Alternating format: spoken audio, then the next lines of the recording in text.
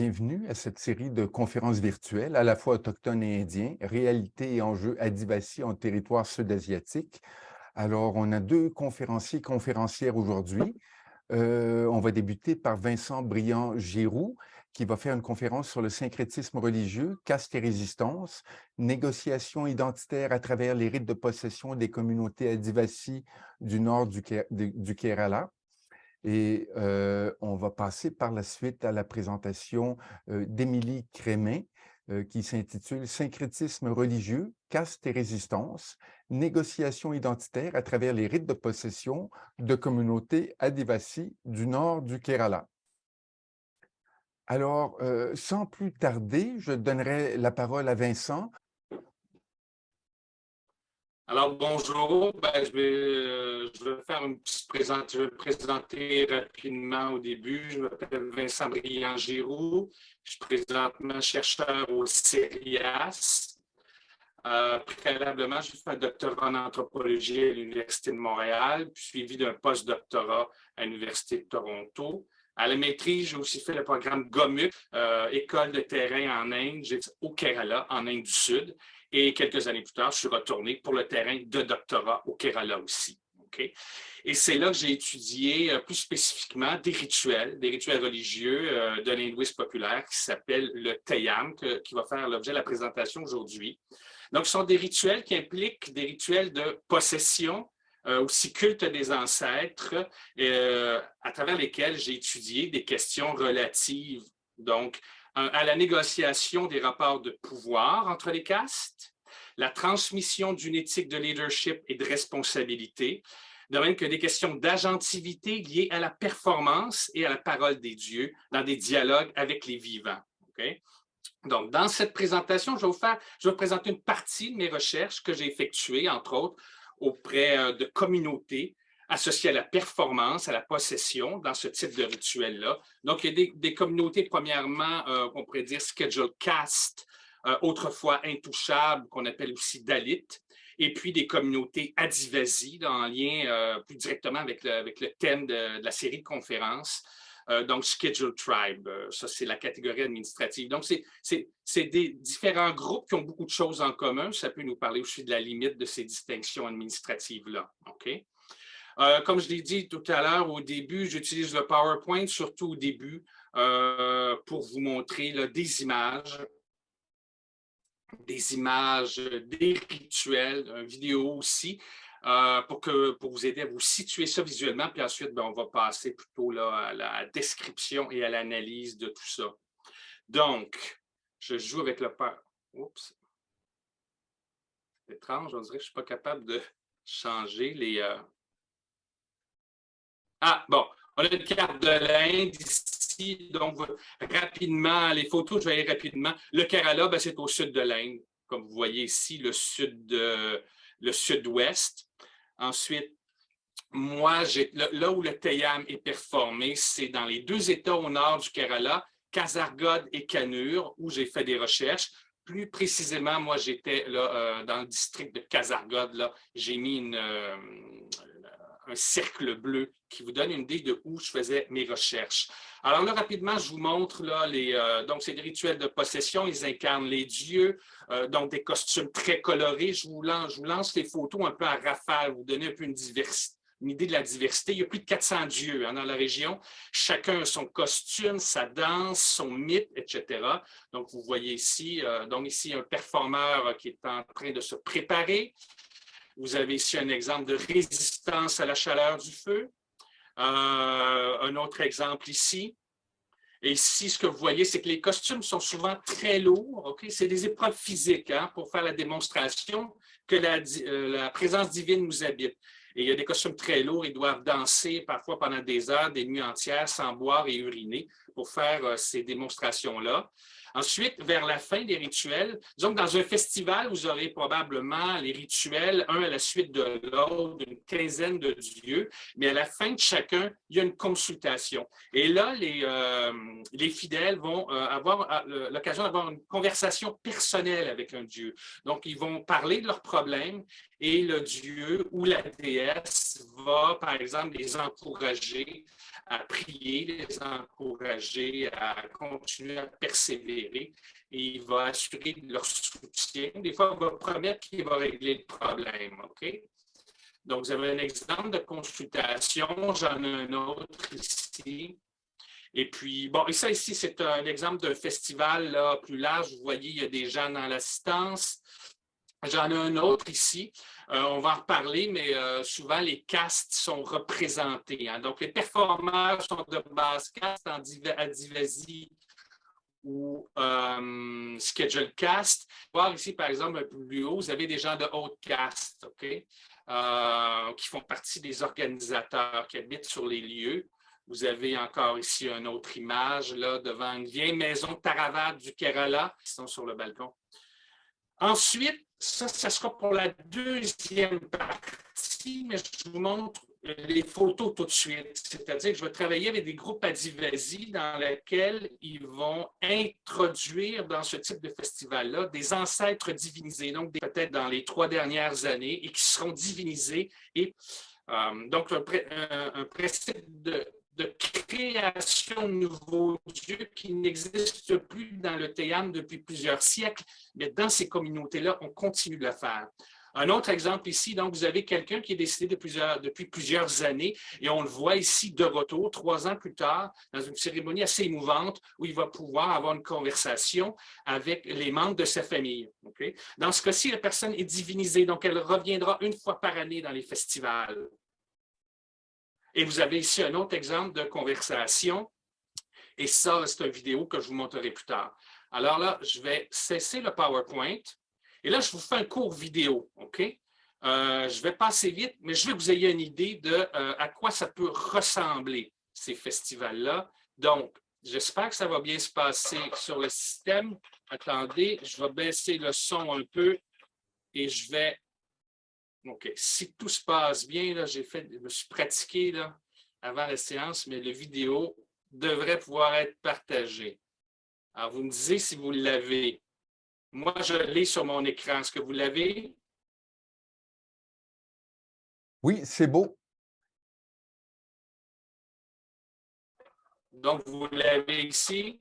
Oui, mais les images, Donc, c'est je un vous peu... présente là, les images sont saccadées, c'est ça? Un peu, c'est ta connexion, Vincent, là, qui est un peu basse.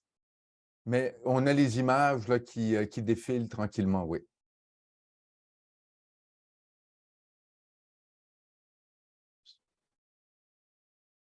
Je comprends bien, les images sont un peu saccadées, c'est ça? Oui, c'est ça. Ah, OK.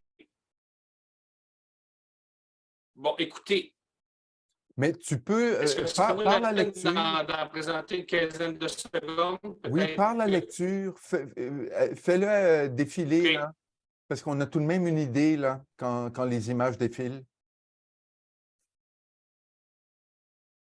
Ouais, ça donne une idée un peu. Là, et, vous allez voir ici des Mais là, il est... Ah, d'accord, excuse-moi.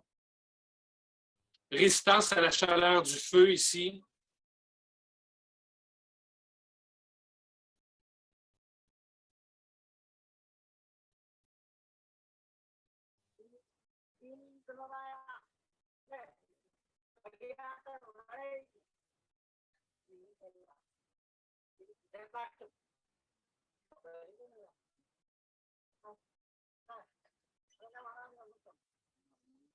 Non, c'est vraiment saccadé, Vincent, là. Ça fait une quinzaine de secondes qu'on est sur la même image.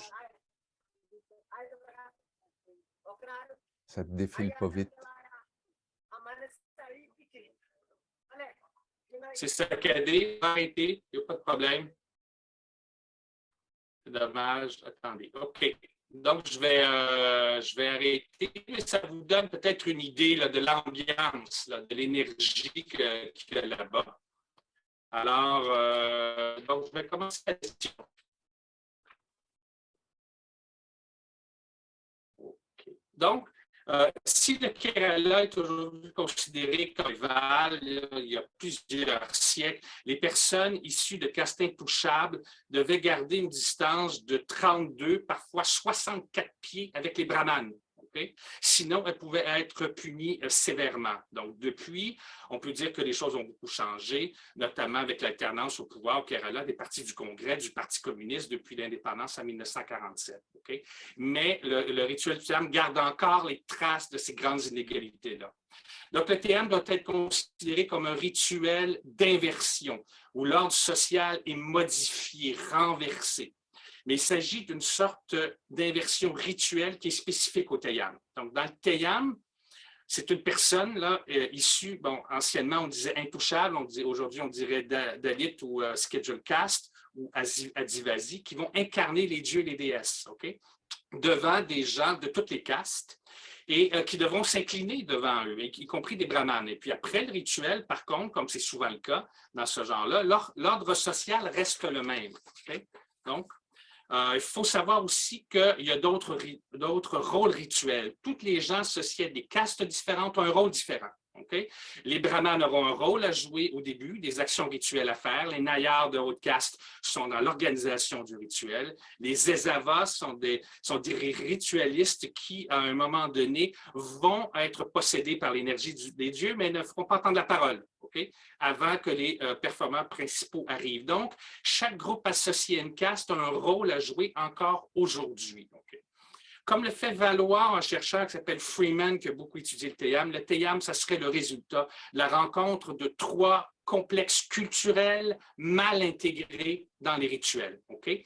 Donc, il y a les brahmanes avec leurs rites spécifiques, les textes en sanskrit et puis les dieux classiques de l'hindouisme. 2, les nayars de la culture dravidienne du sud de l'Inde, notamment avec des dieux guerriers, un culte des héros et des déesses redoutables assimilées à Durga. Et puis, on a les basses castes, anciennement intouchables ou adivasi, avec la présence de sorcellerie et de possession. Et tout ça avec des conceptions de la nature, du monde, des dieux et de la mort qui ne sont pas toujours compatibles. Par exemple, on va retrouver la possession par les dieux. Ça fait partie de l'univers des gens de basse caste, mais pas nécessairement des pratiques brahmaniques. Okay? Donc, pour une comparaison là, très rapide, là, la comparaison n'est pas parfaite, mais vous pourriez presque imaginer que dans un même rituel, on aurait inclus à la fois un prêtre catholique et un chaman amérindien, okay, qui ne partagent pas la même vision du monde, ne partagent pas les mêmes pratiques, mais se retrouveraient quand même dans un même rituel. Okay? Parce que c'est des gens qui, à l'époque, vivaient dans la même communauté, dans les mêmes systèmes économiques basés sur l'agriculture, très hiérarchisés par contre. Okay?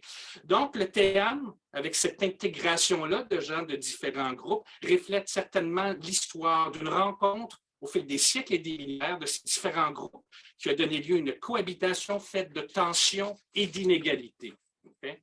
Donc, par conséquent, le Teyam pourrait être considéré comme une arène où les relations de pouvoir pourraient être en quelque sorte exprimées, négociées, résistées ou même contenues.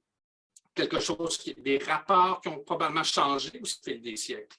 Donc, il faut considérer aussi que dans leur mythe, là, il y a des dieux et des déesses du Teyam qui peuvent soutenir une critique du système des castes devant toute l'Assemblée. Okay? Donc, le Teyam compte plus de 400 dieux. La plupart sont des dieux locaux, mais ils vont être associés aux dieux hindous, là, classiques, Shiva, Kali, Vishnu, etc. Mais pour plusieurs d'entre eux, le mythe raconte qu'ils sont en fait des personnes de basse caste morts de façon violente dans des situations où le système des castes est à blâmer. Okay? Donc, dans certains cas, ces victimes-là sont revenues sous la forme de fantômes pour se venger. Et les personnes de caste supérieure responsables de leur mort ont commencé par la suite à connaître des problèmes, des malheurs. Alors, ils ont consulté des astrologues et ce qu'on leur dit, c'est que le fantôme des gens qu'ils avaient tués revenait pour les hanter. Et donc c'est ça, dans certains cas, ils reviennent sous forme de fantômes. Donc, il faut les vénérer pour échapper aux malédictions. Donc, c'est pour ça que pendant les festivals du Teyam, les performeurs de basse caste chantent l'histoire de ces dieux et déesses-là, puis vont être possédés par eux, vont faire entendre leurs paroles, Et par ce fait même, ils vont pouvoir critiquer le système des castes devant tout le monde. Okay? Donc, il y aurait beaucoup de choses à dire pour le TEAM, mais je vais résumer rapidement une partie du contenu de mon analyse. Donc, il y a une contradiction dans tout ça, surtout à notre époque. D'un côté, le TEAM, à notre époque, permet une critique des inégalités, provenant des inégalités de caste, mais de l'autre côté, il réaffirme les divisions et les identités qu'il dénonce par la distribution des rôles en fonction des castes. Ce qu'on n'accepterait jamais aujourd'hui dans aucun autre contexte, ni au travail, à l'école ou dans les institutions, là, des tâches réservées à des castes en particulier. On ne l'accepterait jamais, là. Il ne faudrait pas le faire. Mais dans le cadre du TEAM, c'est encore comme ça. Alors, la question, c'est pourquoi est-ce que ce rituel n'a pas évolué comme d'autres rituels similaires en Inde? Pourquoi il est resté figé dans le temps? Donc, il y a plusieurs points pour l'expliquer. Un, tout d'abord, c'est parce qu'il ne faut pas oublier que c'est avant tout un moyen de contacter les dieux. Un moyen qui a fait ses preuves, où l'orthopraxie est valorisée. Donc, on cherche à le conserver. C'est une méthode de contacter les dieux qui a fait ses preuves pendant des siècles et on continue à la réutiliser comme elle a toujours été parce qu'elle a prouvé qu'elle fonctionnait.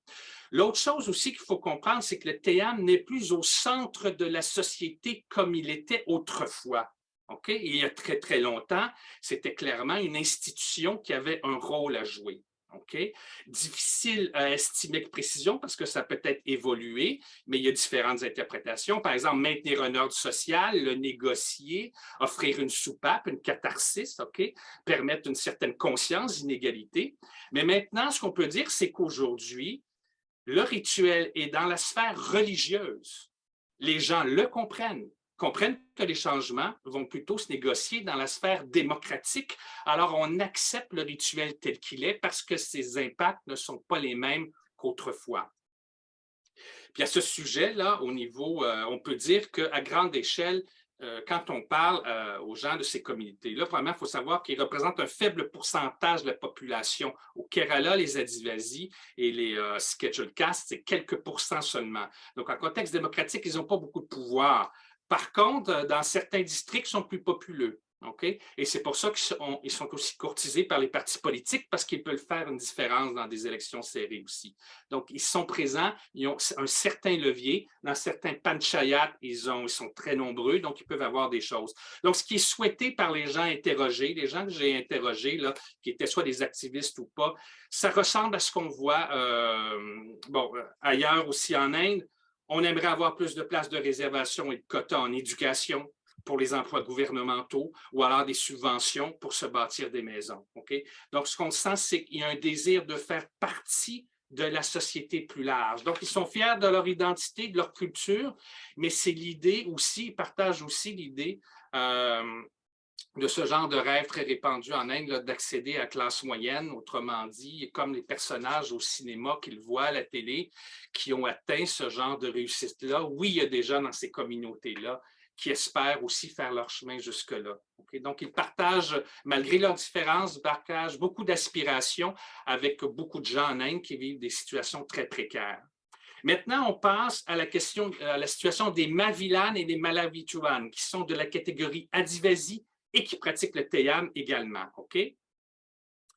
Alors, ce qu'ils ont fait de particulier, comme j'ai commencé à en parler, c'est que les Mavilanes et Malawichuan, eux, ils ont l'habitude d'inclure dans les festivals du TEAM des ancêtres divinisés, donc des gens qui sont morts récemment, qui obtiennent le statut divin et qui sont performés dans les festivals à côté d'autres dieux associés à Shiva, Vishnu, etc. Donc, on continue la création des dieux. Ce qu'il faut dire, c'est que ces choses-là se font dans des festivals un peu plus marginalisés. Ces groupes Adivasi-là, quand ils performent des festivals, c'est plutôt entre eux. Dans leur village. Donc, on a moins cette inversion rituelle-là. Par contre, ils ont plus de liberté et ça peut expliquer pourquoi ce culte des ancêtres-là est toujours vivant. Et ce que ça fait, c'est qu'il va y avoir des conversations, finalement, des conversations de famille à l'occasion des festivals. Alors, je me suis demandé tout d'abord, Qui sont ces personnes-là qui ont été choisies pour être divinisées? Qu'est-ce qu'ils ont accompli de plus pour mériter un tel statut? Je me suis demandé aussi pourquoi un regain de ces pratiques de divinisation des ancêtres et de leurs possessions, alors que ça a pratiquement disparu dans les autres communautés au Kerala, suivant un effet qu'on nomme la sanskritisation, c'est-à-dire des pratiques associées aux basses castes qu'on modifie pour qu'elles ressemblent de plus en plus aux pratiques des hautes castes. Alors, comment ça se fait que chez eux, la progression se fait à l'inverse? On observe un regain. Okay? Tout d'abord, je vais parler rapidement des conceptions de la mort. Bon, vous avez tous probablement entendu dire que dans l'hindouisme, on parle de réincarnation après la mort. Évidemment, l'hindouisme, ça représente une grande variété de pratiques et de croyances qui ont évolué au fil du temps de façon syncrétique. La tradition du Teyam en est un bon exemple. Ce qui fait qu'au Kerala, on me l'a dit à plusieurs reprises, là, c'est les gens de différentes castes. On ne fait pas vraiment référence à la réincarnation quand il s'agit d'expliquer ce qui se passe après la mort. Ils savent ce que la réincarnation est, mais ils admettent ne pas l'appliquer pour eux. Habituellement, quand quelqu'un meurt, on brûle le cadavre, les cendres sont jetées dans une rivière qui va vers l'océan, ou directement vers l'océan Indien, où il croit que l'âme ou l'atma va vers la moksha, la libération. Et ça fait partie des croyances pour les gens de toutes les castes. Okay? Mais pour les Mavilanes et les Malavichuanes, c'est différent. Quand quelqu'un meurt, on brûle aussi le cadavre, mais après, on laisse l'âme errer dans le paysage. Puis 3 ans plus tard, la famille organise un rituel afin d'amener l'âme à l'intérieur de la maison familiale où elle va demeurer à l'avenir. Okay? Et à ce moment-là, il va y avoir un performeur qui va être possédé par le défunt. Et puis, il y aura une dernière rencontre et une discussion avec le défunt. Souvent, c'est assez émouvant. Les gens pleurent. Il y a des discussions. Des fois, on règle des choses avec les membres de sa famille. Puis, dans certains cas, certains de ces défunts-là vont être divinisés, vont être performés avec costume et possession lors des festivals. Okay? Donc, comme je l'ai dit, c'est une pratique qui a à peu près disparu du Kerala. Okay? En fait, au Kerala, on continue de vénérer les ancêtres, de s'en souvenir, mais ils ne seront pas performés avec possession et parole. Okay? Et comme c'est un peu un recul, c'est pour ça qu'on a dit que, bon, à une certaine époque, les Mavilanes et Malawichuanes avaient commencé à négliger ça. On avait négligé de ramener les ancêtres à la maison. Et puis là, les gens avaient des problèmes, allaient consulter un astrologue. Et ce qu'on disait, c'est que les fantômes étaient toujours errants et qu'il fallait les ramener. Alors, ça a été le début de retour à ces pratiques-là. Maintenant, qui sont ces défunts qui seront divinisés, puis pourquoi? Bon, quelqu'un m'a dit qu'il y a à peu près 5% des gens qui sont divinisés. En fait, ce sont des personnes, d'anciens chefs religieux ou sociaux, qui, au cours de leur vie, ont fait beaucoup pour aider leur communauté. C'était des personnes avec des bons comportements, des bonnes valeurs, donc des individus étaient divinisés parce que les gens voulaient continuer d'avoir accès à eux. Ils veulent que ces anciens leaders-là continuent à aider la communauté, ils veulent leur parler à nouveau, recevoir leurs conseils et leur demander de l'aide. Un fait qui est intéressant, c'est que plutôt que lors des rituels, un chant qui raconterait le mythe d'un dieu avant le rituel, dans leur cas, le chant raconte l'histoire d'un Moupan, un chef de ces communautés-là, qui, il y a plusieurs siècles, marchait à la rencontre d'un seigneur de haute caste, propriétaire terrien, avec lequel il fait le point sur les questions agricoles avant de se quitter en bons termes. Donc, on peut donc voir que les leaders traditionnels de ces communautés-là étaient, comme je le décrirais, des médiateurs avec le pouvoir des hautes castes, mais aussi avec les dieux pour le bien de leur communauté. Donc, c'est ce type de leader-là qui existait il y a plusieurs siècles et qu'on veut revoir aussi à notre époque. Et ces rituels-là participent à ça. Donc, j'avais une vidéo, je ne la présenterai pas.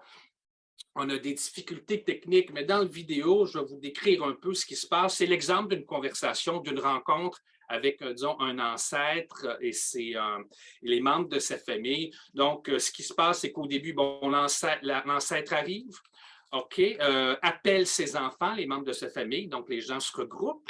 Alors là, l'ancêtre, dans la vidéo, blâmait les gens, qu'il manquait des gens. Comment se fait-il qu'il manque des gens? Tout le monde devrait être présent. Okay? C'est une des choses qu'il dit. Ensuite de ça, il prend un fruit, il le fait rouler dans les airs, le fruit tombe sur le sol et l'indication indique, d'après la lecture de l'ancêtre, qu'il y a des problèmes dans la famille. il y a des problèmes. Alors, il demande aux gens quels sont les problèmes. Et là, les gens ne parlent pas. Les gens n'ont pas envie de raconter.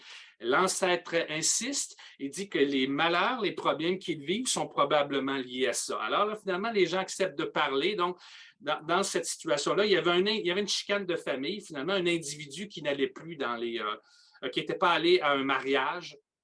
Et il y a des gens qui n'étaient pas contents de ça. Et là, les gens ne se parlaient plus beaucoup. L'ancêtre va demander qu'il y ait une réconciliation. Il y a des gens qui refusent.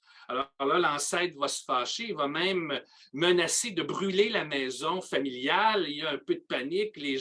Et finalement, là, les gens vont accepter de se réconcilier. Donc, on fait la réconciliation.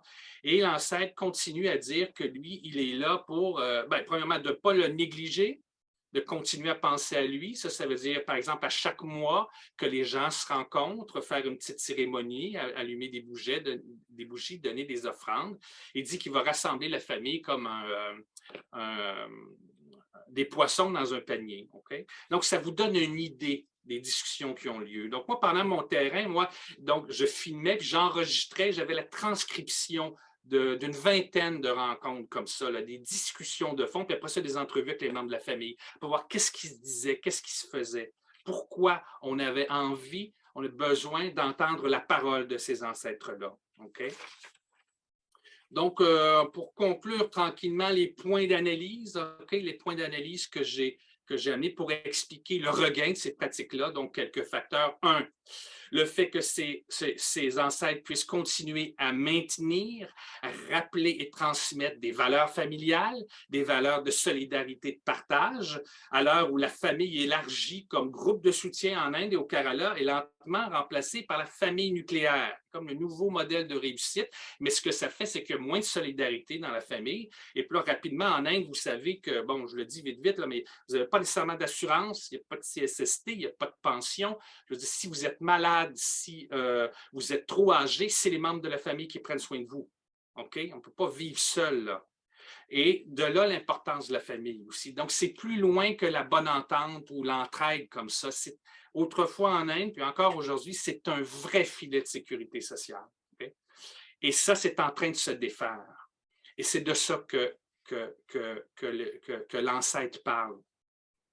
Ensuite, le fait que ces ancêtres peuvent aussi être des modèles pour la transmission d'une éthique de leadership et de responsabilité aux nouvelles générations, au moment où plusieurs se désengagent de ce genre de rôle dans la communauté, influencés par les nouvelles valeurs de réussite sociale au niveau personnel, pour atteindre, par exemple, la classe moyenne. Je vous donnerai un exemple. Quelqu'un qui, à une autre époque, aurait pu être un leader dans son village, dans sa communauté, va être plus éduqué, se trouve un emploi en ville et perd les liens avec la famille. Okay? Alors que c'est une personne qui aurait pu donner de grands services. Donc, la figure de l'ancêtre rappelle l'importance de garder les gens ensemble. Okay? Un autre exemple, un autre point pour expliquer ce regain-là, c'est qu'on peut dire que la nature de ces ancêtres-là fait en sorte qu'ils peuvent jouer un rôle que les dieux ne pourraient pas jouer. Alors que l'ancêtre, ce serait un ancien leader de sa communauté, les dieux, OK, bon, certains d'entre eux sont des victimes du système des castes, d'autres, ce sont des incarnations de Shiva ou Vishnu. Dans tous les cas, ils sont généralement des êtres puissants, vengeurs, dangereux, qui ne suivent pas nécessairement une bonne éthique dans leur comportement. On ne voudrait pas que tout le monde dans le village se permette les mêmes choses. Alors, ça peut expliquer pourquoi les Mavilanes et Malavutiwan ont continué de déifier leurs ancêtres, car ils pouvaient être des modèles de bon comportement d'une manière que les dieux du Théam ne peuvent pas l'être. En revanche, les dieux du Théam peuvent être en mesure d'être de fervents critiques du système des castes parce qu'ils sont craints par les personnes de haute caste, ce qui n'est pas le cas là, des ancêtres. Là.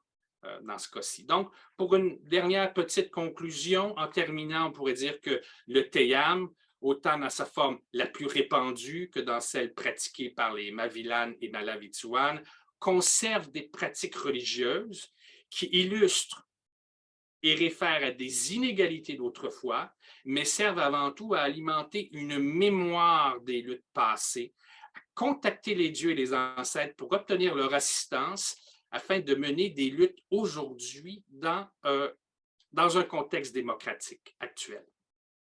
Alors voilà, c'est la fin de la présentation. Je vous remercie. Merci infiniment, Vincent. Très stimulant. Et comme je disais tout à l'heure, on va prendre les questions suite à la présentation d'Émilie Crémin. Émilie, je voudrais m'excuser, là, j'ai mal présenté, j'ai pas lu le bon titre tout à l'heure. Ta présentation s'intitule plutôt Contribution des savoirs écologiques locaux dans l'adaptation aux changements environnementaux.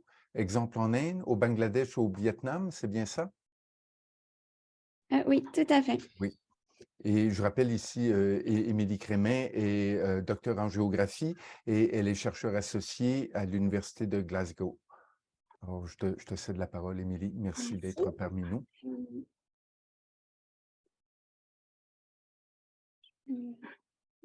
Pardon, je reviens au début. Alors voilà, merci beaucoup à Vincent pour sa présentation. Là, on va passer dans un autre registre, un peu plus global. L'échelle est plus globale, enfin, va du global au local. Mais bien sûr, les questions de rituels au niveau local pourraient beaucoup enrichir ce que je propose ici. Donc, mon intervention s'intitule Contribution des savoirs écologiques locaux dans l'adaptation aux changements environnementaux. Voilà, je ferai quelques exemples de l'Inde, du Bangladesh et du Vietnam où j'ai fait des terrains au cours des 10 dernières années. Donc, merci beaucoup de m'avoir invitée aujourd'hui. Donc, les sociétés contemporaines font face à des changements très rapides à l'échelle globale. On se situe donc dans l'époque qu'on appelle l'Anthropocène, dont les débuts sont très discutés, mais qui correspondent aux impacts principalement de la révolution industrielle, qui a impliqué d'importants changements sur la société et qui a créé la société dite moderne depuis le 18e, 19e siècle. La croissance économique a un coût environnemental car elle produit d'importantes dégradations et des pertes de biodiversité en raison de l'exploitation des ressources naturelles, des terres, des sols, de l'eau, qui contribuent à dégrader les écosystèmes et à réduire la biodiversité. Donc, on assiste à des transformations et des changements de paysage, à la transformation de la chimie des océans, de l'atmosphère, à l'extinction et à l'invasion d'espèces et à la dégradation de l'habitat des espèces et donc dans le contexte du changement climatique.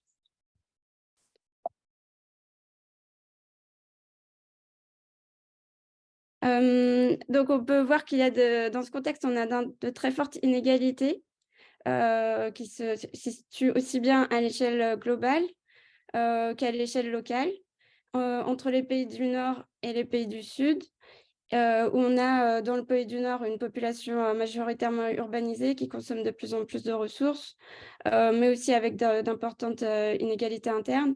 Et dans les pays du Sud, on a des populations qui dépendent directement des ressources naturelles pour leur subsistance, mais qui sont contraintes à les extraire pour les revendre sur le marché international. Et donc, on assiste à une accélération mondiale des transformations environnementales et qui a des conséquences majeures aussi bien sur les êtres humains. Dans le contexte historique, on a pu voir qu'on a eu des phases d'esclavage, notamment pour les Tea Tribes au nord-est de l'Inde, par exemple, qui participent toujours à la production du thé et à l'exportation du thé. Et donc, et d'autres populations en Inde qui ont été exploitées à l'époque coloniale et qui sont toujours parmi les plus vulnérables, les populations les plus vulnérables au niveau socio-économique et qui font face aux transformations environnementales. Donc, on a de nombreux mouvements sociaux émanant de ces populations. Beaucoup émergent en Amérique latine, on en a eu aussi en Inde et on a eu des grands forums sociaux mondiaux au cours desquels les peuples autochtones et Adivasi ont pu s'exprimer. Malheureusement, ils sont peu actifs en ce moment. Et on peut voir que les problématiques dont je vais parler aujourd'hui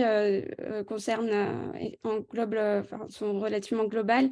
Et donc, il est important qu'il y ait une concertation entre les peuples au niveau international pour pouvoir négocier au niveau des institutions internationales pour être reconnus, et notamment dans leurs pratiques agroécologiques. Car pour l'instant, on voit qu'on a une exploitation de plus en plus intensive des terres, et notamment des terres qui étaient exploitées par ces populations, et un défrichement accru des sols et des activités minières qui détruisent les écosystèmes. On peut voir qu'en parallèle, on a des populations qui sont toujours pauvres et qui ont faim. Et donc, le dernier rapport de l'IPCC reconnaît que les communautés les plus vulnérables sont aussi les plus exposées aux aléas exacerbés par le changement climatique, notamment les inondations, la remontée du niveau de la mer, les tempêtes côtières. Les organisations internationales soutiennent la recherche de solutions pour atténuer les effets du changement climatique.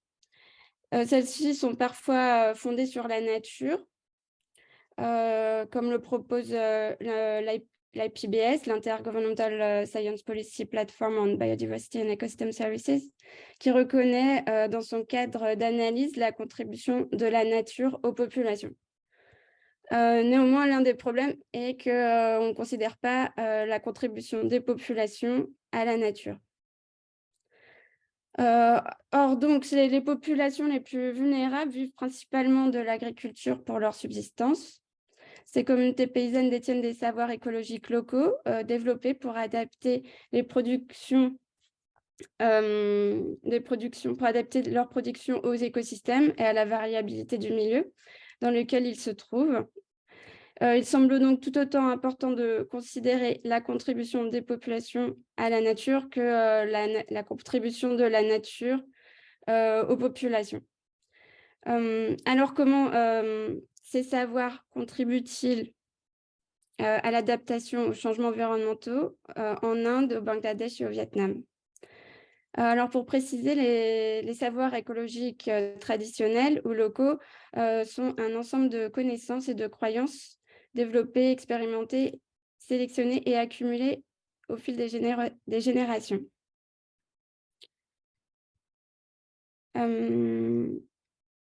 Donc, c'est l'une des définitions qui a été construite par différents chercheurs.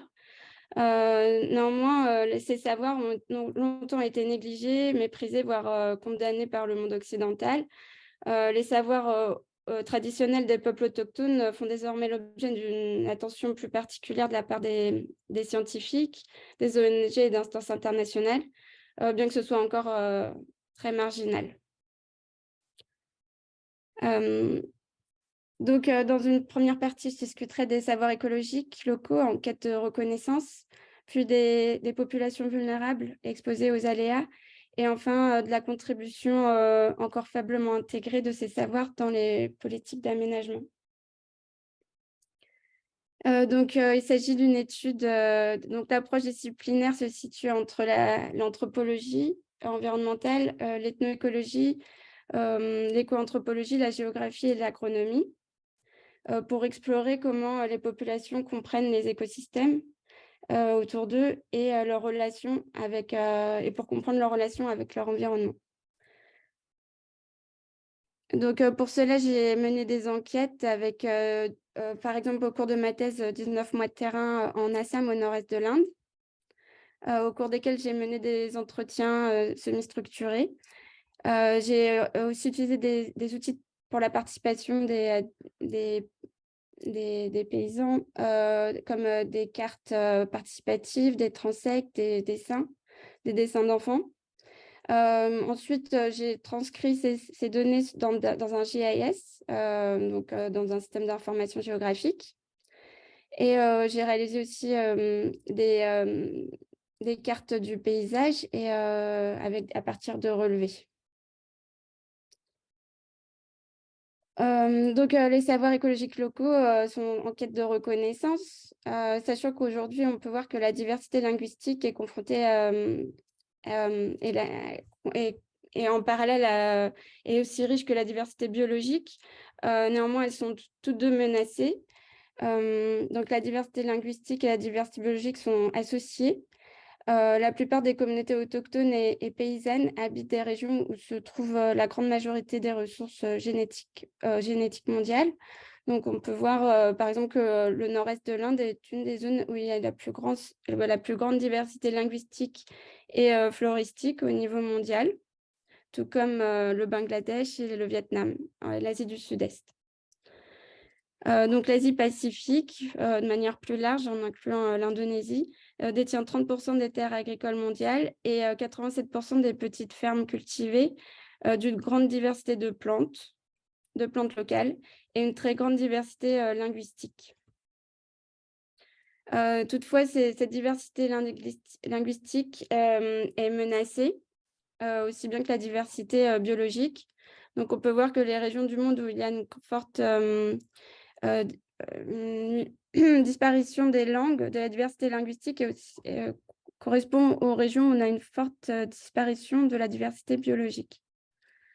Ceci est dû à l'intensification de l'agriculture et des monocultures dans lesquelles sont cultivées des variétés à haut rendement dites améliorées. Mais cette diversité se réduit. Donc, la diversité biologique se réduit en raison de l'extension de l'intensification et des monocultures. Donc, on a un déclin de la diversité linguistique et culturelle, un déclin de la biodiversité, un déclin de l'agrobiodiversité et donc en parallèle, un déclin des savoirs écologiques locaux. Donc, les peuples autochtones recherchent une reconnaissance et notamment, on a une reconnaissance qui émane des institutions internationales et des panels intergouvernementaux comme l'IPBES. Mais comme je l'ai dit en introduction, on a une contradiction entre l'approche utilitaire de la nature et l'approche de la relation des sociétés à leur environnement, puisque même la PBS, qui est le plus avancé au niveau global dans cette négociation dans les instances internationales, continue à argumenter sur les services, donc pas les savoirs, mais les services écosystémiques. Ce que peut nous offrir les écosystèmes et non pas ce que nous, les hommes, on peut apporter aux écosystèmes pour les développer les maintenir de manière durable. Donc, dans leur cadre d'analyse, ils mettent en avant des idées qui semblent amener un progrès dans la considération des perceptions des cosmogonies des peuples autochtones, notamment living in harmony with nature, mais cela semble assez grossier, alors que, comme on peut le montrer de nombreux anthropologues, cette relation est beaucoup plus complexe et les cosmogonies sont beaucoup plus complexes. Donc, on en est encore à un niveau assez superficiel de la considération des communautés locales et autochtones dans les négociations internationales. Donc, on a une reconnaissance difficile des savoirs écologiques locaux. Donc, la CBD, la Convention sur la diversité biologique et l'IPBES reconnaissent l'importance des savoirs écologiques et agroécologiques dans la préservation de la biodiversité et des services écosystémiques. Toutefois, il faut vraiment chercher ces références, puisqu'il faut aller jusqu'à l'article 8J de la Convention sur la diversité biologique pour pouvoir entendre parler d'innovations et de pratiques des communautés locales et indigènes.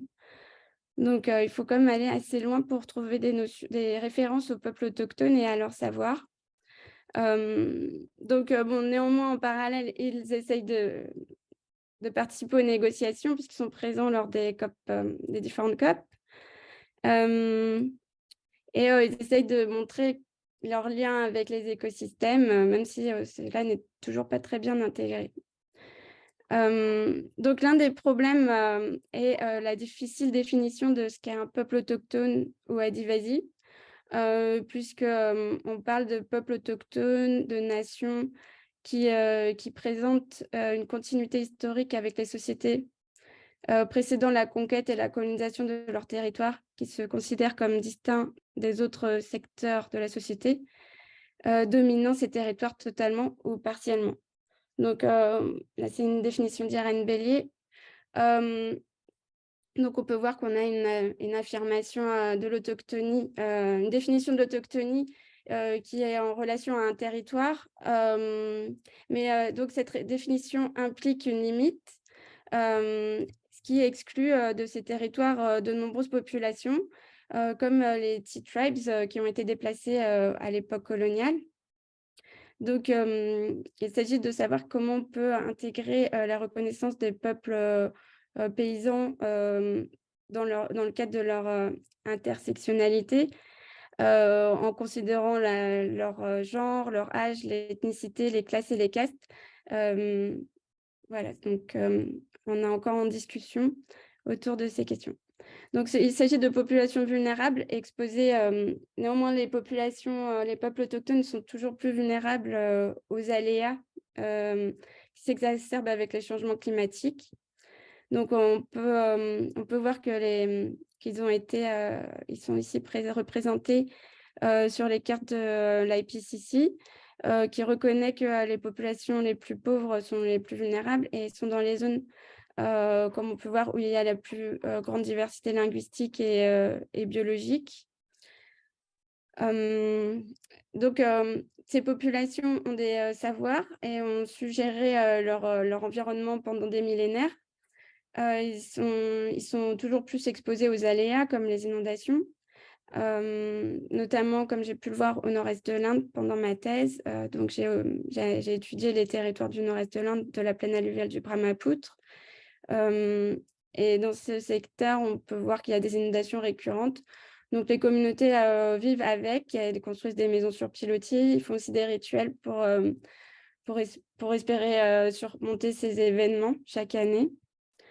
Donc voilà des dessins d'enfants qui montrent que les aménagements réalisés par l'État ne permettent pas de gérer les aléas, puisqu'il y a des brèches dans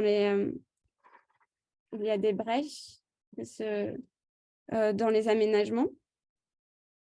Donc on observe que les interventions de l'État et les interventions d'aménagement ne sont pas adaptées au milieu.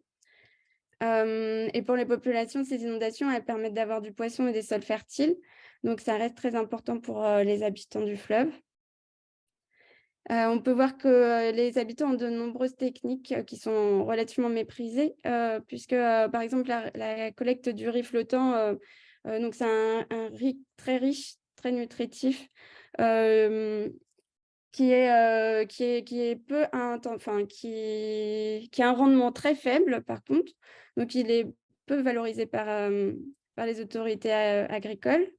Mais on peut voir qu'elle permet quand même d'avoir une très bonne nutrition. Et donc, il y a des techniques associées. On ne fait pas que du riz dans un champ de riz flottant. On a aussi du poisson. On peut avoir des canards. Donc, on a une grande biodiversité dans ces exploitations. Donc, il pourrait avoir un soutien de l'État pour les valoriser. Normalement, les soutiens de l'État vont généralement aux grandes exploitations agricoles et pas aux petites exploitations agricoles. Donc, les petits paysans qui ont moins de 3 hectares ont très peu de soutien, à moins de s'organiser en coopérative. Donc là, c'est le cas, par exemple, des familles ici qui s'organisent en coopérative pour faire du riz irrigué. Mais ce riz irrigué constitue une monoculture qui ne permet pas d'avoir une grande biodiversité. Donc, on a une simplification de la biodiversité dans le contexte des monocultures, mais on a par contre des plus gros rendements qui peuvent être vendus sur le marché. Donc voilà, on peut voir que dans le cas du riz flottant, les riz flottants, ils arrivent à s'adapter à la profondeur de l'eau. Donc, j'ai fait des schémas comme cela pour montrer les différents types de riz. Alors, les riz les plus intensifs sont généralement cultivés sur les terrasses avec de l'irrigation, tandis que les riz flottants sont cultivés dans les fonds et permettent de s'adapter aux inondations. En parallèle, on a la pêche qui est qui est très diversifié également avec de nombreux outils, de nombreux outils de pêche. Et les familles aussi sont flexibles, elles déplacent si elles le peuvent, elles peuvent déplacer leur maison et leurs exploitations en cas d'érosion des terres. Et elles construisent leur maison sur pilotis pour pouvoir vivre près du fleuve. Donc, il s'agit de communautés qui savent s'adapter aux aléas.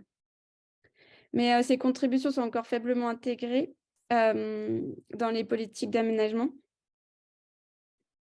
Donc, c'est les savoirs écologiques qui sont difficilement reconnus, même dans les politiques de conservation.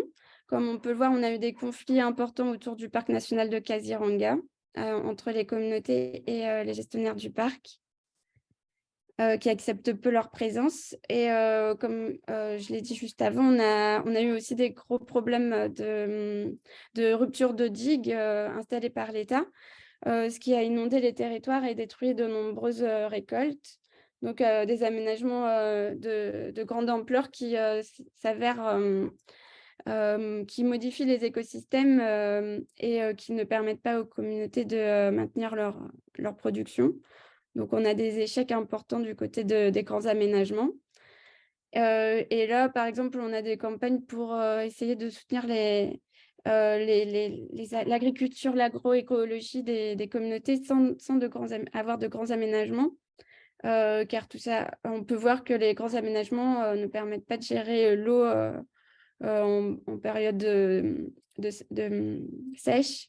Et donc, on a une restriction d'eau qui est très importante destinée à l'hydroélectricité. Donc, quelle est la prise en compte de ces savoirs écologiques locaux? Alors, pour l'instant, on a seulement... l'IPCC ne considère que les Climate Smart Agriculture, dans laquelle on a plutôt des obligations. Enfin, il s'agit de proposer des solutions aux paysans et aux communautés locales, et non sans considérer leurs propositions. Donc, on a toujours une approche top-down avec des solutions d'ingénierie verte qui ne prennent absolument pas en compte les propositions des communautés. Et enfin, on espère trouver des solutions fondées sur la nature, mais ces solutions fondées sur la nature sont généralement excluent les hommes. Enfin, en tout cas, il y a encore beaucoup d'efforts à faire pour intégrer les hommes dans ces solutions, pour, par exemple, bénéficier de leur savoir écologique et les faire participer et qu'eux-mêmes puissent créer le paysage ou adapter le paysage à leur projet d'avenir et non être dans une situation où ils sont poussés à produire plus pour l'exportation, comme on peut le voir dans les zones côtières du Vietnam et du Bangladesh. Donc voilà, pour conclure, il s'agit de parler de... dans ma présentation, je voulais parler de l'exploitation humaine des ressources naturelles, donc des ressources exploitées de façon intensive par l'industrie et de façon extensive par les communautés locales, où le contrôle des ressources, des dynamiques naturelles menace parfois les moyens de subsistance des communautés qui dépendent des services écosystémiques. Néanmoins, c'est les populations locales, les communautés locales ont des savoirs écologiques locaux qui leur permettent de s'adapter. Ils sont parfois impliqués dans les communautés de gestion des catastrophes et des risques, mais leurs propositions ne sont pas encore intégrées dans les plans de gestion au niveau gouvernemental. La reconnaissance des capacités des communautés à s'adapter à la dynamique naturelle, aux dynamiques des écosystèmes et à la contribution de la nature est essentielle et pourrait aider à atteindre les objectifs de développement durable dans les pays du Sud. Voilà. Merci. Je vous remercie de votre attention. Oui, merci infiniment, Émilie.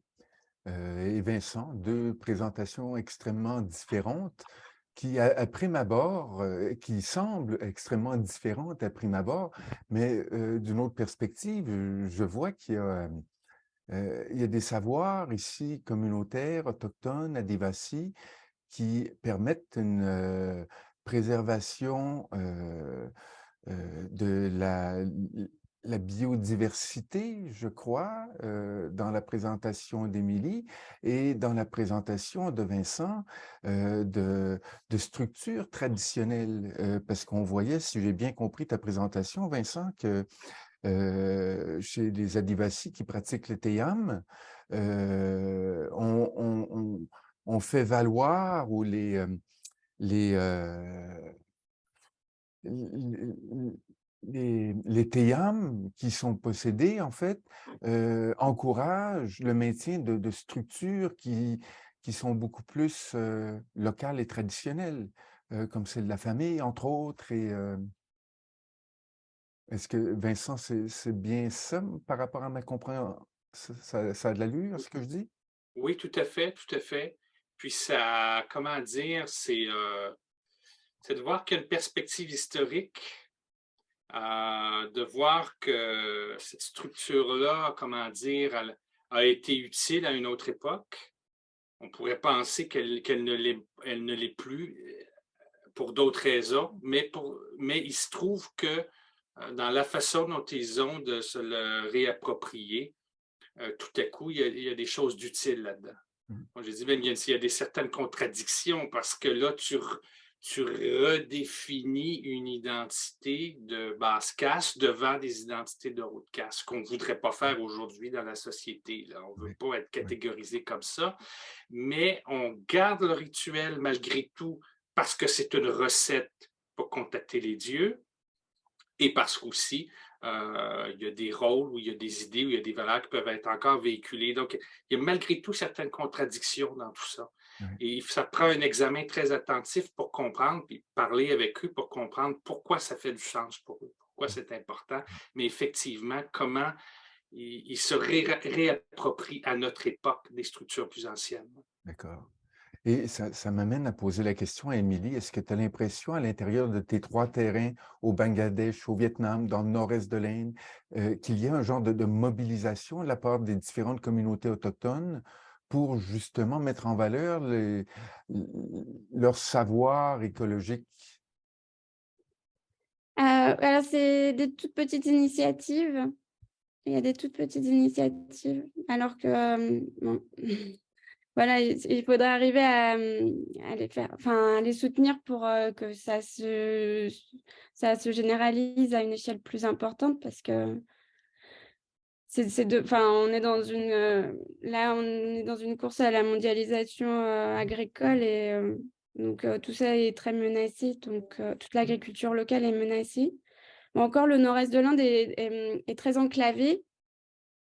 Donc le changement est très lent, mais dans les deltas, on est vraiment à la porte de l'océan. Donc la pression de la globalisation, elle est très forte. Et donc il y a très peu la biodiversité a beaucoup réduit déjà dans le delta du Mékong. On a une biodiversité qui est risicole, qui est très faible maintenant. Tandis qu'elle est beaucoup plus riche au nord-est de l'Inde. Parce que ça fait déjà 20-30 ans qu'ils sont passés à des variétés à améliorer. Donc, on a de moins en moins de variétés, de diversité de variétés. Et Mais du coup, il y parallèlement, a quelques ONG seulement qui essayent de valoriser cela, et c'est très marginal. bon, merci. Je laisserai d'autres personnes poser des questions et je vais revenir par la suite, là, parce que j'ai quelques... En tout cas, si le temps le permet, j'aurai d'autres questions aussi à poser, là. Merci.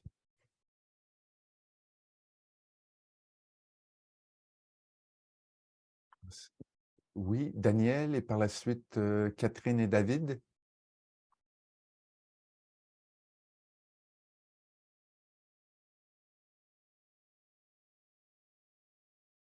Oui, Daniel, votre micro. Excusez-moi, je viens de réactiver mon micro. Moi, ma question s'adresse à Vincent. à l'écoute de ton observation, puis je fais référence à une lecture de toi, Mathieu, que j'ai fait l'été dernier sur les Hijras. Il a surgi un questionnement. Est-ce qu'il y a des interpénétrations entre les groupes religieux où ça fonctionne tous en silo dans ces événements-là ou dans cette structure-là religieuse? Oui, non, c'est bien. En fait, Effectivement, en fait, c'est que non, c'est pas en silo. C'est-à-dire que ça s'est intégré au fil des siècles parce que c'est des groupes ou des peuples qui ont eu à vivre ensemble dans des économies villageoises, donc ils se sont rencontrés. Malgré tout, il y a des bases, ça c'est surprenant, il y a des bases dans leur conception des choses qui peuvent être différentes. Malgré le fait que tout le monde converge vers des mêmes lieux religieux, des mêmes pratiques, on peut garder des conceptions différentes. Je pourrais vous raconter une anecdote. C'est un autre auteur qui a fait des recherches un peu dans la même région, qui racontait, par exemple, le concept là, que vous connaissez dans l'industrie de Maya. Maya, c'est comme le monde autour de soi, mais c'est une illusion en réalité. Il disait, lui, qu'il avait remarqué que des gens des différentes castes là, utilisaient le mot, mais finalement, ils donnaient une définition différente. Quand les gens d'autres castes parlaient de Maya, ils parlaient du monde autour d'eux qui est une illusion. On parlait avec des gens de basse caste, ils utilisaient le mot Maya, mais pour eux, c'est le monde autour d'eux, mais dans lequel il y a des esprits qui voyagent et qui traversent. Donc, on utilise le même mot. On parle presque de la même chose et pourtant les références sont différentes après des siècles. Okay? C'est la même chose pour toute la question de la possession, quand on y pense, ou la possession par les ancêtres. Disons que chez au niveau de connaissances un peu plus brahmaniques, l'âme, bon, c'est le concept occidental, mais on parlerait par exemple d'atma. L'atma, c'est une étincelle de vie dépersonnalisée qui va se fondre ou qui est de même nature que le Brahman, qui est comme le cosmos, donc un micro-macro. Et à travers ça, cette étincelle dépersonnalisée, bon, il y a un karma qui peut être attaché, mais va se réincarner. Ce qui fait que d'une vie à l'autre, vous n'aurez pas nécessairement la même personnalité. Hein? Ça peut être différent. Mais quand on parle de possession par les ancêtres, cette âme-là, elle est personnalisée. C'est un fantôme qui se promène et quand il y a possession, OK, c'est toujours la même personnalité de l'ancêtre qui est là. C'est-à-dire que l'âme, donc, dans une version plus brahmanique, serait dépersonnalisée et pour eux, serait personnalisée. Mais ils utilisent quand même le mot Atman. Donc, on utilise le même mot, les conceptions sont différentes. On fait des rituels religieux ensemble parce qu'on doit vivre ensemble aussi. Okay? À ce moment-là, même s'il y a des inégalités, même si des fois c'est etc., etc. Donc, et ça, on pourrait presque dire, là, bon, ce serait une grosse généralisation, mais elle n'est pas complètement fausse, qu'à l'échelle de l'Inde, là, à mesure que, disons, les brahmanes, les textes écrits, la culture védique, sanscrite, s'est déplacée sur le territoire, elles ont rencontré d'autres cultures indigènes et ces échanges-là se sont produits. Fait que dans l'hindouisme, vous avez beaucoup de ce genre de choses-là. Donc, je pense que oui, donc c'est ça. Je me demande, je transférerais peut-être la question de Daniel à Émilie en la reformulant un petit peu dans le sens que en Assam, il y a plusieurs communautés adivasi ou des scheduled tribes. Est-ce qu'il y a une influence entre elles? Est-ce qu'elles s'alimentent? Est-ce qu'elles échangent leur savoir? As-tu senti Ah oui. cette... Ah oui, tout à fait, oui, tout à fait. En fait, mon analyse est par écosystème. Donc là, si je parle juste de la plaine alluviale, donc la zone inondée, on a beaucoup d'échanges entre les Bangladeshis qui remontent le fleuve, donc la population bengali qui remonte le fleuve, et les Miching. Donc jusqu'en haut, jusqu'au piémont himalayen, on a des échanges entre les pêcheurs. Ils échangent des techniques de pêche. Donc ils échangent des idées autour de la pêche, des techniques. Enfin, il y a des techniques qu'on trouve en amont, qu'on retrouve en aval. Donc voilà, on peut avoir une sorte d'homogénéisation des techniques aussi mais on a quand même une très grande diversité parce qu'après chaque groupe a aussi ses techniques précises. Donc on a beaucoup d'échanges entre les différentes populations, même si par exemple on a scheduled tribes ou bien des tea tribes qui décident de quitter les tea gardens et qui décident d'aller habiter dans la floodplain, ils vont avoir beaucoup d'interactions avec les Miching et ils vont se rencontrer sur le terrain avec l'élevage du bétail. Et bon, ça peut être intéressant de discuter avec eux pour savoir, pour connaître leurs interactions, oui, pour en savoir plus sur leurs échanges. Merci. Oui. Merci. Catherine et David par la suite. Oui, alors merci beaucoup à vous deux pour deux présentations que j'ai trouvées très, très intéressantes. Je vais poser une question à Vincent. Si j'ai le temps, je reviendrai peut-être pour Émilie. Mais merci pour la présentation. J'ai trouvé ça très intéressant, surtout aussi les rôles différents que les ancêtres jouent par rapport aux dieux et tout ce rapport à la famille comme soutien, comme filet social et la nécessité de préserver ça dans un contexte où les services sociaux de l'État, par exemple, ne suffisent pas à maintenir quelqu'un. Et je me demandais cette espèce de résurgence d'une pratique perdue comme ça, de ramener les ancêtres sur l'avant-plan. Est-ce que dans vos recherches, vous identifiez ça comme un phénomène assez particulier à cette région-là ou vous voyez un certain parallèle avec d'autres phénomènes qui se passeraient ailleurs en Inde ou quelque chose de similaire où on voit cette résurgence d'une pratique abandonnée qui met la famille élargie de nouveau à l'avant-plan? Oui, merci beaucoup pour la question.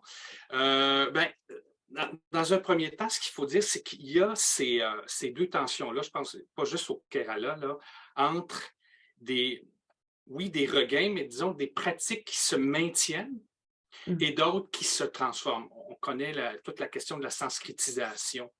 Je sais que dans le nord de l'Inde, il y a un chercheur qui avait, par exemple, étudié des phénomènes très élaborés avec des chamans qui visitaient l'outre-monde, des esprits, d'une cosmogonie, un système là, religieux presque unique, là, très développé.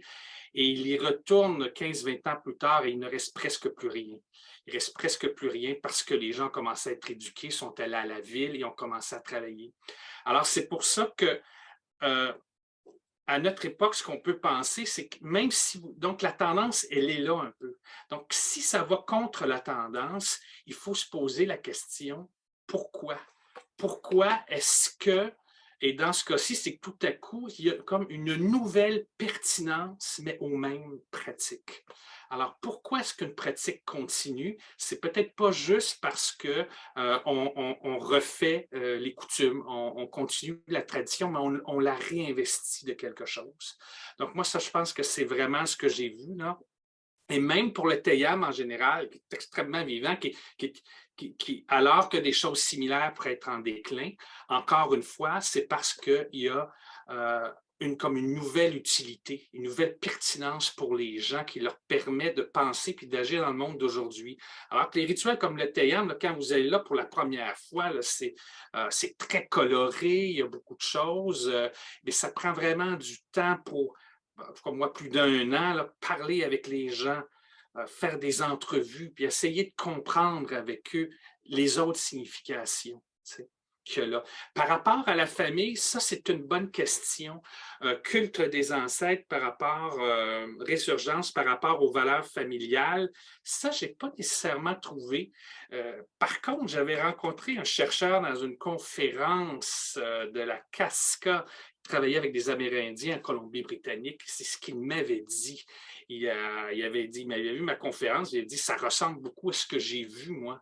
Le culte des ancêtres est encore présent, on parle aux ancêtres, puis une transmission de valeurs, puis de connaissances qui transitent par là.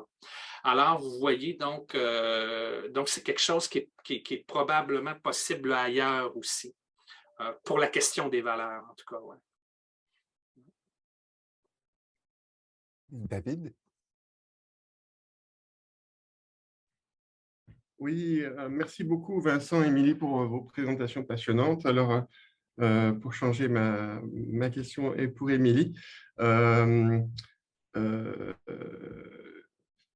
vient à la fois de ta présentation puis d'un d'un contexte que j'ai vécu en Inde il y a de ça un certain temps. C'était en 2005 où, dans le Karnataka, où je faisais du bénévolat pour une association agroécologique pour la culture en terrain semi-désertique, avec un ami français qui s'était beaucoup plus investi que moi, qui avait travaillé pendant 3 ans dans ce secteur-là, et où on avait constaté que la révolution verte n'atteignait pas ces secteurs-là, parce que justement, le climat étant semi-désertique, il n'y avait pas peu de rentabilité. Et ça m'a fait penser à ce que tu disais par rapport aux zones inondées qui étaient financées, en quelque sorte soutenues par le gouvernement, parce que ça permettait une monoculture en forme de coopérative, tandis que le riz flottant, lui, ne recevait pas de soutien. Mais ma question, c'est est-ce que finalement, ce n'est pas justement des secteurs qui sont moins rentables, qui peuvent moins être investis par des fonds gouvernementaux, qui ont plus de chances d'amener plus de biodiversité à long terme, et par rapport à des méfaits on sait que la révolution verte, par exemple, avec le Bidicotton, il y a eu beaucoup de suicides de paysans indiens, parce que ça ne marchait pas, ça faisait que des tiges. Est-ce qu'il n'y a pas, au niveau, dans la recherche de soutien, est-ce qu'il n'y a pas peut-être une erreur d'objectif par rapport à ça? Comment agencer pour qu'il puisse y avoir à la fois une préservation de la biodiversité des habitants et que ça ne se retourne pas en un effet pervers dans un fait de vouloir produire plus, mais pas parce qu'il ne faut pas produire plus, mais par rapport aux conséquences technologiques des fois amenées qui se retournent contre le… Comment ouais, je sais pas, ma question n'est pas bien claire, mais c'est comment… est-ce que vous avez réfléchi aux moyens de… Quelle intervention était possible pour permettre d'éviter les effets pervers de ce que vous appeliez la poussée de la globalisation, notamment dans ces contextes un peu disons, là où il est riz flottant, tout ça, votre terrain, en fait.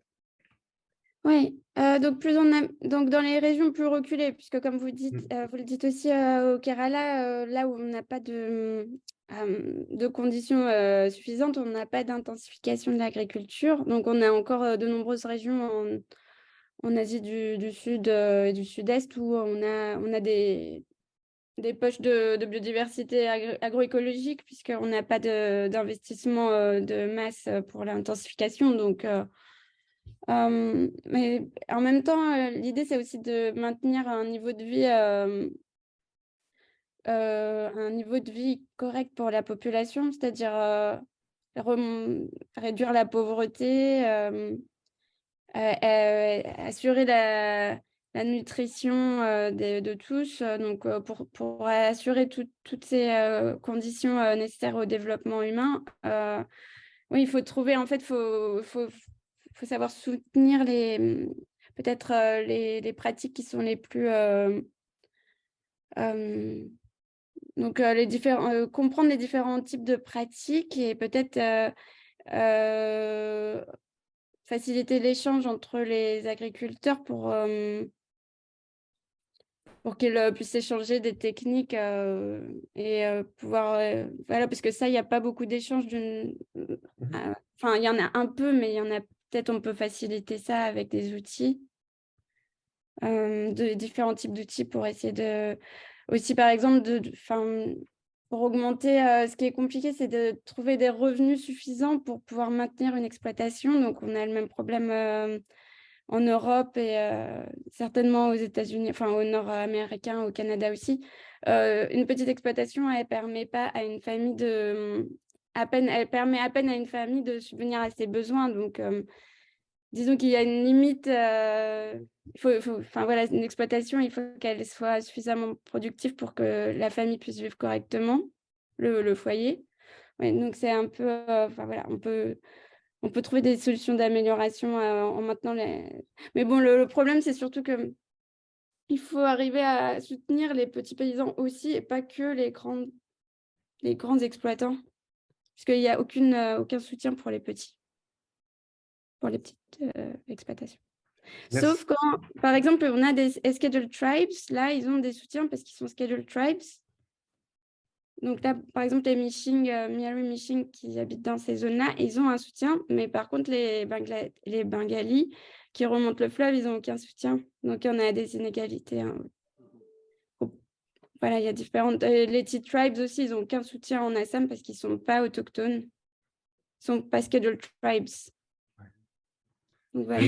Merci beaucoup, oui. Effectivement, ça paraît très pertinent comme piste le partage entre agriculteurs.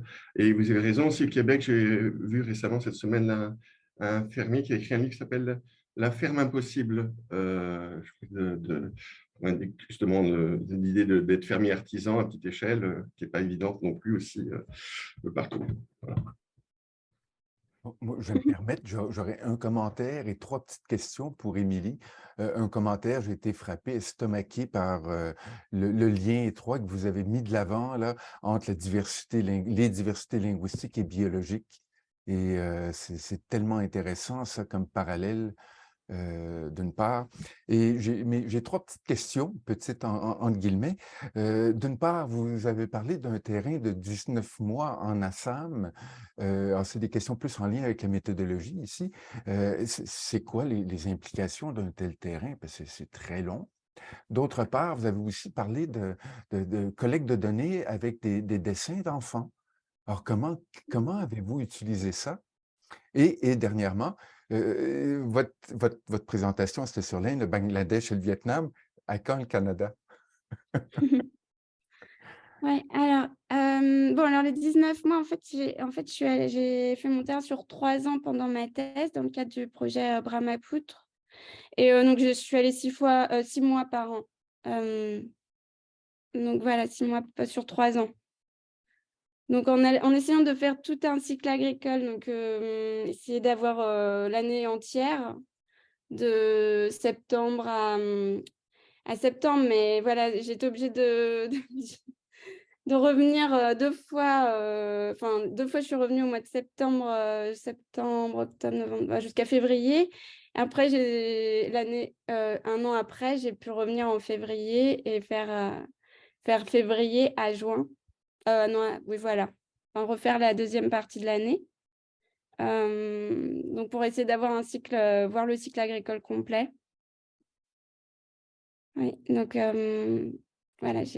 Donc, et pendant ce temps, j'ai donc organisé des activités avec une école, donc dans la zone inondée, la plus inondée, où j'ai demandé, j'ai vécu avec les enseignants là-bas.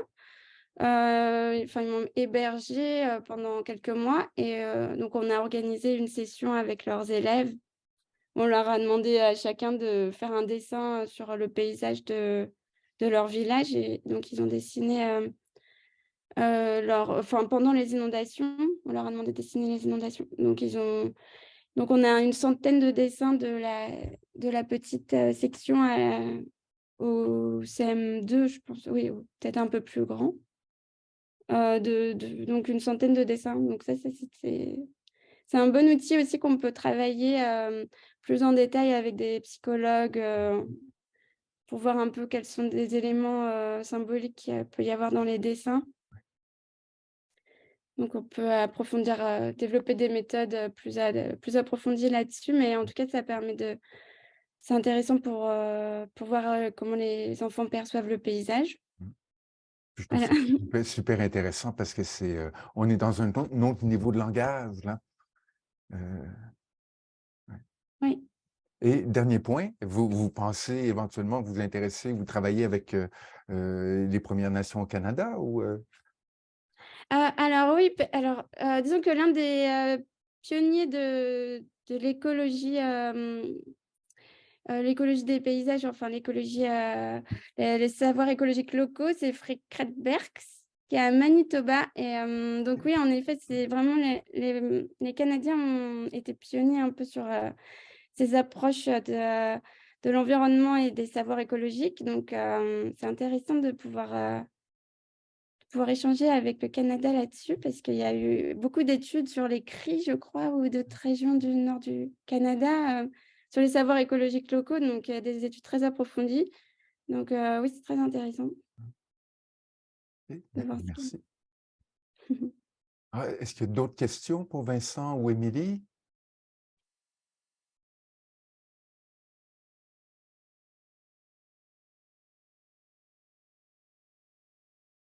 Non? Je vois Majuli. Oui, oui, donc j'étais à Oui, Majuli. Majuli. Oui, c'était essentiellement à Majuli que vous travailliez. J'ai pris 3 subdivisions. Donc, une, c'était à côté du parc national de Kaziranga. Ouais. Après, Majuli, c'est une île au milieu du fleuve. Et après, de Majuli, ils m'ont envoyé enfin, les habitants de Majuli m'ont dit d'aller à Dakwakana, parce que c'est là qu'il y avait eu un grand désastre lié à la brèche dans la digue. Ok. Donc, et aussi, on a le Mishing Autonomous Council, donc le conseil autonome des Mishing. Donc, voilà, j'ai écrit d'autres articles plus sur les ST Mishing. Donc, les Mishing, oui, le Mishing Autonomous Council, il y a juste un S. Sinon, c'était Miri à l'époque des Britanniques. Ils les avaient appelés Miri, mais ils ont préféré adapter en Mishing. Enfin, bon, du coup, voilà, il s'agit d'une communauté de 500 000 personnes. 500 000, oui. Donc, c'est une petite communauté et enfin, relativement grande quand même. En fait, 500 000, c'est déjà pas mal. Mais voilà, ils ont un conseil, donc ils ont un territoire où ils sont majoritaires, plus ou moins majoritaires. Enfin, Et pour le maximum de bénéfice 60%. pour le bénéfice de tout le monde, Majuli, c'est la plus grande île fluviale au monde qui est en train de disparaître, qui est érodée énormément et qui, à chaque année, le Brahmaputra, elle est inondée. Là. Et sur Majuli, est-ce que c'est pas une population qui est essentiellement Mishing? Elle est diversifiée? Non, puisqu'il y a aussi des Assamais et donc une deuxième partie d'Assamais et d'autres tribus. Mais bon, principalement Mishing et Assamais. Donc, ils parlent des langues différentes, mais en même temps, tout le monde parle Assamais, bien sûr. Mais du coup, il y a des satras, donc ça peut intéresser Vincent. C'est ça. Donc, les satras, c'est des monastères. Je ne sais pas si tu en as entendu parler des satras. Non, je n'ai pas entendu. Allez-y. Ah oui, donc les satras, c'est des monastères Vaishnavites, dans lesquels ils font des performances pour honorer Krishna.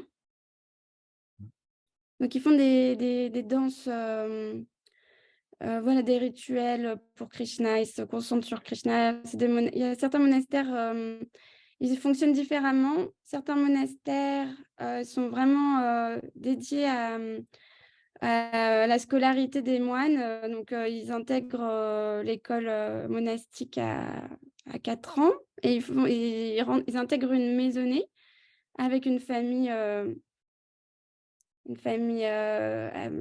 de monastère, donc Vaishnavite, où ils sont 3 hommes en général de 20 ans de décalage. Ils ont 20 ans de décalage chacun. Et donc, ils vivent. Donc, on a une vingtaine de maisonnées avec. Voilà. Et donc, on a une transmission entre les habitants de la maison. Et entre classes d'âge aussi, puisqu'ils font des cours par classe d'âge pour faire les représentations en honneur de Krishna. Donc, musique et danse, c'est. J'ai Et donc, passé 3 mois en Assam, là, puis j'ai été vraiment fasciné par les satras, parce qu'il y a différentes formes, et comme vous dites, il y a comme trois générations parallèles à l'intérieur d'un monastère, un peu comme avec les Shankaracharya en Inde. Il y a le vieux Mahant ou le vieux responsable du monastère qui est à la retraite jusqu'à un certain point. Il y a celui qui est actif, et il y a le plus jeune qui n'est pas encore actif, mais qui est en train d'être formé pour prendre la relève. Mais également, il y a des satras où on peut être marié, et c'est-à-dire que c'est des moines qui peuvent être mariés et avoir des enfants, et d'autres satras, c'est un célibat complet, là. Alors, et tout ça sur l'île de Majuli elle-même, là. Alors, il y a une diversité de structures monastiques, si je peux me permettre, Vishnuites, liées à Krishna, qui est assez intéressante. Est-ce que, Mathieu, il y a des familles symboliques comme chez les Hijra dans les satras? Je ne connais pas assez. Peut-être Émilie OK. pourrait le dire. Est-ce que, tout au moins dans les satras qui sont plus célibataires, est-ce qu'il y a un genre de reproduction symbolique des liens familiaux à l'intérieur de la structure monastique?